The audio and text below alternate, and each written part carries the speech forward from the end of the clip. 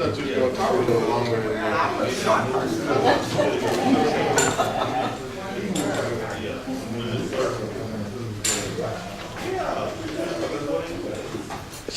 Well, embarking on this journey was sort of was a labor, and there was also a lot of curiosity, and wasn't getting the answers that I would have liked to have gotten from the family.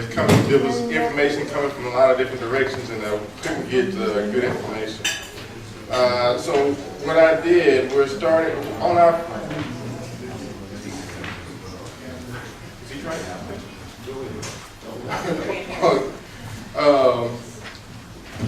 When I embarked on talking to my wife about starting on a family tree, and her family, they tried to start a family tree, and it caused so much confusion about who belonged to who, when, and where, that they gave up on it. So what I've done is I've put together what I'm calling the first draft, and I made some copies I'm going to pass around and people look at, make any corrections, any additions, any information that they want to add to it.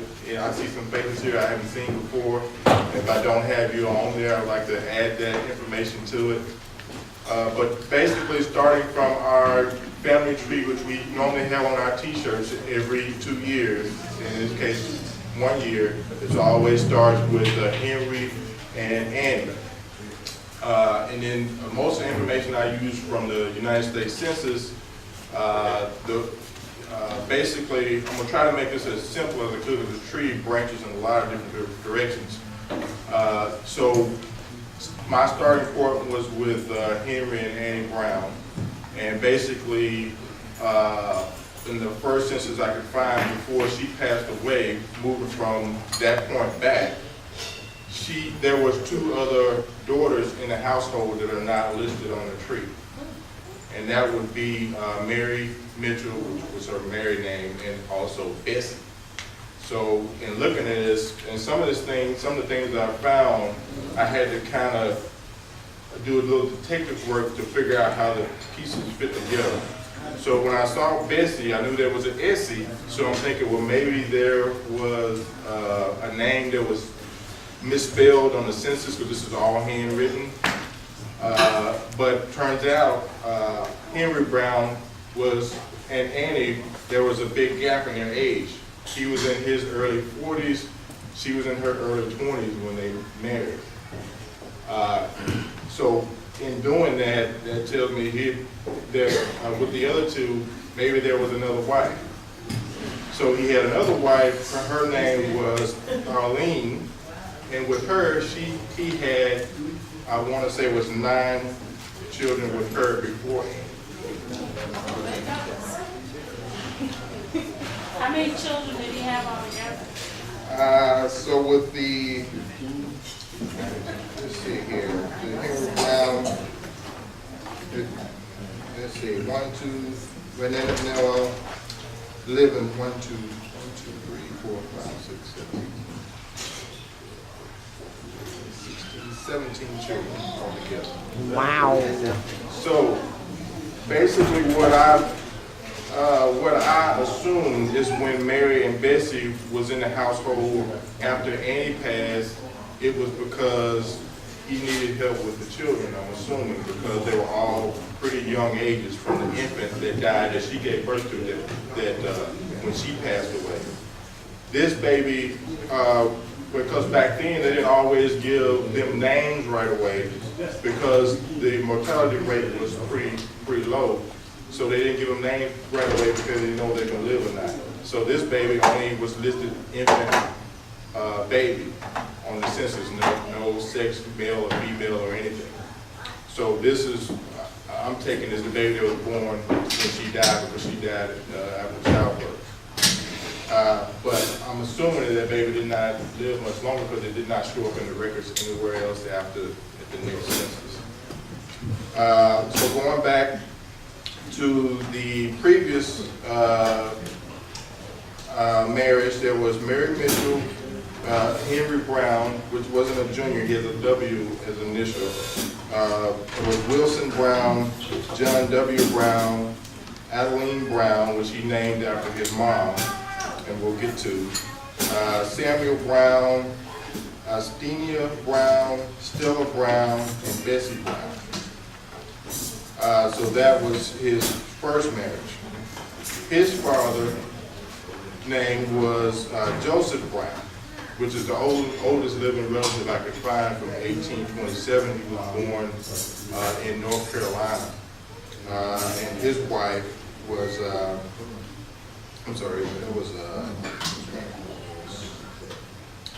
Allie Brown. And they had, let's see, 1, 2, 3, 4, 5, 6, 7, I think 7 children. And some of those branches of the trees I was able to find, some of them I couldn't. There's Amanda Brown, and she had 1, 2, 3, 4, 5, 6, 7, 8, 9, 10, 11, 12, 13 children. And in these records, it also shows how many kids they had and how many survived. And she was the only one that all of her kids survived. The rest had at least 3 or 4 children who didn't survive out of the ones that they did. Then there was a James M. Brown, and he had 1, 2, 3, 4, 5, 6, 7, 8, 9, 10, 11, 12, 13, 14 children. And there was a Joseph Brown. He wasn't listed as a junior, but he was Joseph Brown. He's only shown to have 1 child that I could find, and a Beline C. Brown, and Melina Brown, and Lucy Gill. And actually, that one is actually the most recent one that I found. And actually, this person, which I haven't been able to get in contact, has some information on a website as well that they've been searching their history. So we kind of connected online. They were out of Conway. But their oldest living relative in that family was in their mid-80s. But I haven't been able to make any personal contact, but except for on the internet, because they were also looking, someone in the family was also looking at some of their family tree. Another arm of the tree that Mom spoke of was Ola Brown, which is where this tree comes from, with the Robinsons. And I've been in contact with Floyd Brown, and he has a family tree that he put together, Robinson, that he put together. And he's supposed to be sending me that information, but he's been working out of state, and we'll add that to the tree. But he has about 300 family members in that arm of the family as well that we'll add to that when I'm able to get that. Wow. Because that arm of the tree, we kind of found out by accident. Cleo Robinson, we worked for the same company. I started with the company in 1992, and we worked together for 2 years and found out that we had some relatives that were in common. That we were relatives by pretty much by accident. We've been working together for a couple of years, and then his family became part of the reunions as well. And that's about it, without getting too complicated or get too deep into it, because like I said, there's a lot of branches going a lot of different directions. And when you take on a task like this, it's a hobby in a way, but it's also a job. It's a lot of different arms for the tree. But if anybody has any questions, I'll take a seat. All righty. Oh, let me add one more thing that we talked about yesterday. There was another arm. There was Emma Brown, who was Emma Evans. I'm sorry, and there was another set of Browns who were married into the family who were a different set of Browns. So it can be a little confusing when you look at the tree, but it looks like a brown. Brown versus a brown. It was a different brown. Yes, because if you look at the census, and I have copies, what I did, I made copies of everything. So you wouldn't have to take my word for it. You can see it and go through it all yourself. But in some of the townships that they lived in, there were several different Browns, that wasn't connected to our Browns in the same area, but they weren't actually actually connected to us. So you see a brown, marrying a brown, and part of the tree, but they were completely different families. They're not cousins. They're not cousins. Thank God. Question, Mr. Parker? No, well, there's more information to come at the next meeting. There's more information to come, and each time we have a reunion, I gather more information, and that's part of it. And I have, like I said, there's one copy already floating. I have 4 more copies here. People look through, find their families, make any corrections, add anything that I missed. Because like I said, I put on here, this is the first draft, so it's a work in progress. Thank you. One second. Can, how do we contact you if we? You can contact me on my personal email, which I have on here, and it's also on the website. But the website, there's been confusion. It's not brownfamilyunion.com, it's .org, because that other family is a different brown family. Another Brown Another family. brown family. But it's .org, brownfamilyunion.org. There's videos from previous reunions, and this reunion will be attached pictures, the genealogy. You can download some war records from some of Caponia and some of the other family members that you can find.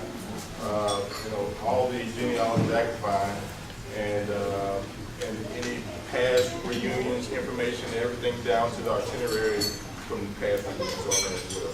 Thank you.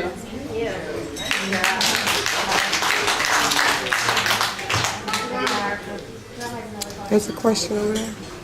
Do you intend to distribute a copy of that throughout the? Yes, I'm going to distribute it, and there's also a copy on the website. You can download a full copy. It's 105 pages long, but you can download the whole thing off the website if you want to. And as I get more information, I'll update it. The one I have up there now has the family tree and has the date that I posted that. So when I post a new one, it will have a new date, so you know which one is the most recent. What's the expense that you incur compiling all these things? I value my time, so it's very expensive. Sweat equity. Plus, there's a monetary involved in keeping the site up and also posting the site, and the company that runs the site, in the background, Right. that protects it from viruses and things like that. Well, you should make that known so you can be reimbursed for it. It's a labor of love. So. Okay. Thank you. James Conner, family historian. Thank you. That was beautiful. Okay. That ends our program for tonight. There's food if anybody, we're gonna keep the food for our other family members when they get here. I think the band is set up and ready to play, and Pauline's ready to dance. So, with that said, we're gonna end our program here. The fireworks are going to be outside. I don't know if we're going to be able to see them from. Don't think so? Fair. Yeah, We won't? She said no. No. Pause. I mean, on Could you see them downstairs?